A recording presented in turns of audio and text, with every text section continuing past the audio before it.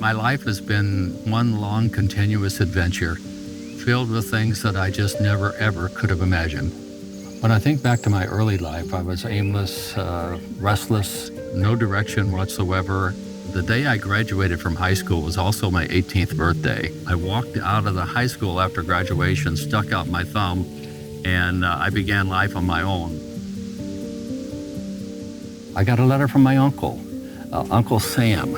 He was having a little war in Vietnam and he wanted me to come join him. You had to take a bunch of tests and I did really well on the test. And so the Air Force contacted me and I became a Russian intercept operator and translator and interpreter.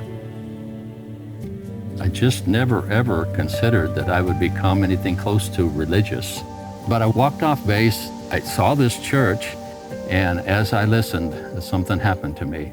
I began to follow the teachings of the Bible, and my life was transformed by Jesus through the Bible.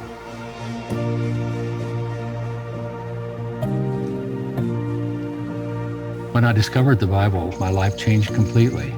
And I've told people through the years that, you read the Bible, but the Bible also reads you. I was an airman, I was a sergeant, an NCO, and then I got out, went to seminary, and I entered the chaplain corps as a captain. The seeds that the Bible planted in my life have grown, but I've been planting seeds in other people's lives. I've led thousands of people to Christ. I've walked on our nation's battlefields, I've stood in bombed out buildings, I've held the hands of brave Americans who were breathing their last, and I never ever felt like I had nothing to say. I always had something to say.